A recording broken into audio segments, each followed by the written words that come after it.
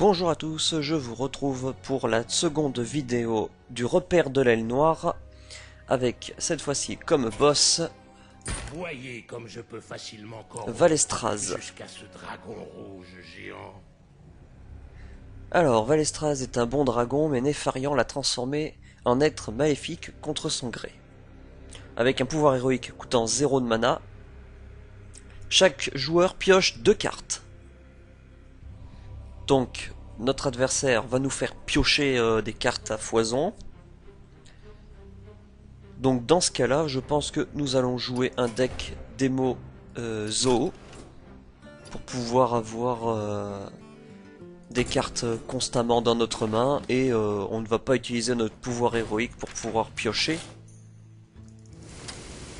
et s'infliger en même temps 2 PV. Ça va être notre adversaire qui va nous faire piocher. Pour avoir... alors, pour le deck démo Zoo, nous avons besoin des puissances accablantes. Les marcheurs du vide, oui. On va quand même prendre les bombes de matière noire. Et les explosions de diablotin. Les chefs de gang des diablotins. 2 implorateurs du vide. 2 gardes funestes. Ensuite, 2 gnomes lépreux. Une jeune prêtresse pour donner des points de vie à nos créatures. 2 sergents grossiers. Une chouette. Hop, 2 lanceurs de couteaux.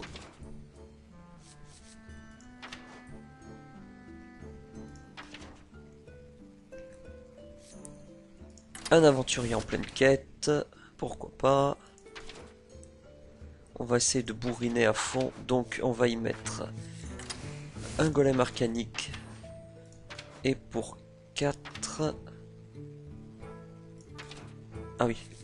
Défenseur d'Argus, voilà. 2 défenseurs. 2 nains sombre fer. Un mécano amplificateur. Et pour finir...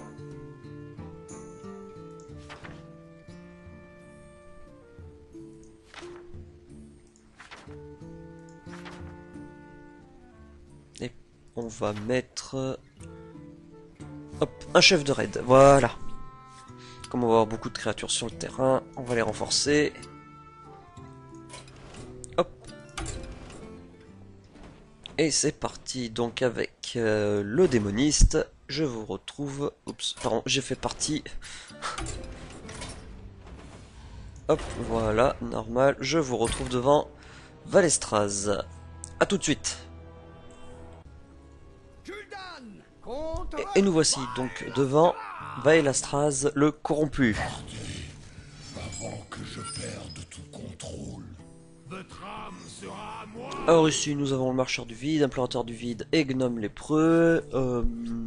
On va enlever quand même l'implorateur. Un garde funeste, d'accord. Trop tard. Golem arcanique.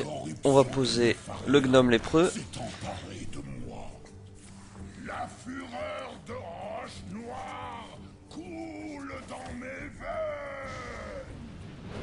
Ah mais non, rage intérieure. Donc notre adversaire nous a fait piocher 2 cartes. C'est embêtant, nous n'avons pas de tour 2. Nous avons 2 tours 1. Notre adversaire nous refait piocher. Ah, il se met 3 diablotins dans le deck. Ah oui, donc de toute façon, s'il va les jouer, il va perdre des points de vie. Non, je voulais le lanceur de couteau, voilà. Donner plus de base à lui. Espérant, voilà, ça a touché, parfait. Coup de chance. Et taper dans les points de vie. Ah bon, il a perdu un diablotin. Il joue la pièce. Pour 4, un Drake du crépuscule.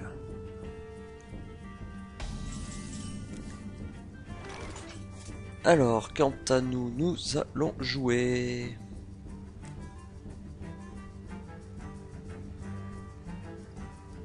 un implorateur du vide.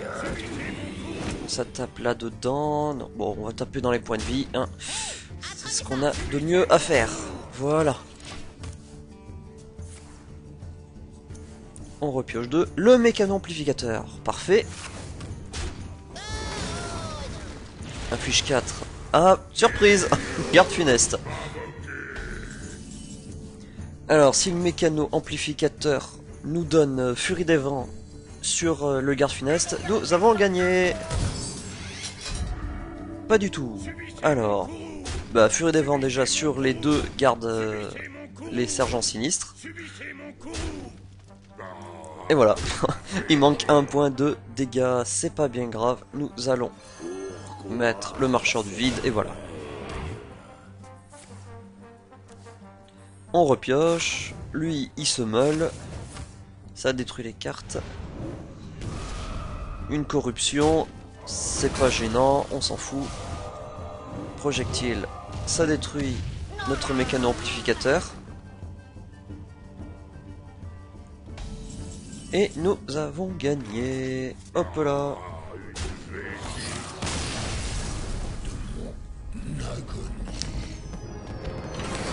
Bon, Dexo va très très bien ici. Hein, Vous n'êtes pas triste? J'ai tué un des gentils, oui, mais bon. Tu l'as transformé, il m'a attaqué. Alors ici, nous avons gagné, donc regardons notre récompense. Attis Flamme. Ah, tiens. Après que vous ayez lancé un sort, inflige 2 points de dégâts répartis de façon aléatoire entre tous les adversaires. Donc c'est comme un mini mage. Comment il s'appelle déjà? Je m'en souviens plus. Bon, bref, c'est celui qui inflige de manière répartie entre tous les adversaires 4 points de dommage si on a un mecha sur table. Mais lui, c'est donc quand à chaque fois que l'on va lancer un sort, il va infliger 2 points de dégâts à tous nos adversaires. Enfin, de manière répartie, bien sûr. Donc, eh ben, je pense que dans un deck mecha, il peut très bien aller aussi. Un deck secret, un deck sort, ouais, il peut aller dans presque tous les decks, dans tous les decks mages.